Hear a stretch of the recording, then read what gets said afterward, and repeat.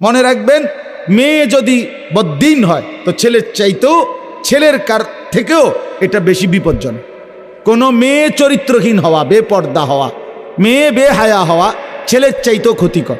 কারণ ছেলে তো ছেলেই শুধু, এক মেয়ে বেপর্দা হওয়া, বেহায়া হওয়া তো হাজারো মানুষকে চরিত্রহীন বানায় দেওয়া, হাজারো মানুষকে নষ্ট করে দেওয়া।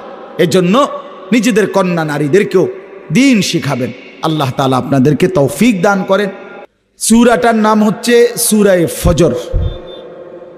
5 ওয়াক্ত নামাজের মধ্যে ফজরের নামাজ, ফজরের ওয়াক্ত, ফজরের সময় অত্যন্ত গুরুত্বপূর্ণ একটি নামাজ, অত্যন্ত গুরুত্বপূর্ণ একটি সময় ফজরের ওয়াক্ত। এই ভোর একটি রাতের সমাপ্তি, একটি দিনের সূচনা।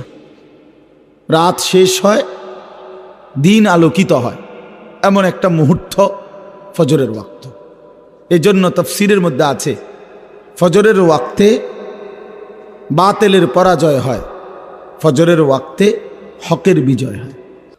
কোরআন শরীফে 3টি অবাধ্য জাতির কথা আছে।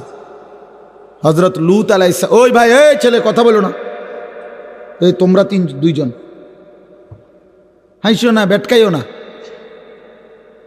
কথা বাকি থাকলে বাহিরে গিয়া বলো, বাহিরে এখনো প্রচুর জায়গা আছে,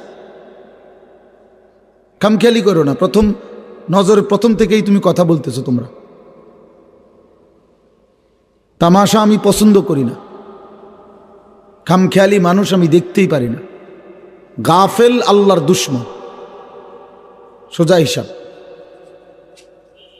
জিন্দিগির কদর করো প্রিয় ভাই, হায়াতের কদর করো। কতদিন করবা গাফলতি, খামখেয়ালি? কোরআন শরীফে আছে, যত লোক জাহান্নামী হবে সমস্ত লোকের পরিচয়, আল্লাহর কসম ভাইয়া রাগ হইও না, আল্লাহ তোমাদেরকেও ভালো করে। কোরআন শরীফে আছে সমস্ত জাহান্নামীর পরিচয় আল্লাহ একসাথে বলছে, উলাইকা হুমুল গাফিলুন। এই সবগুলো লোক জাহান্নামী কেন হলো? আল্লাহ নিজে বলছে এরা ছিল গাফেল। এরা ছিল কি ভাইয়া? উলাইকা হুমুল গাফিলুন। এজন্য সমস্ত গাফেলের ঠিকানা জাহান্নাম।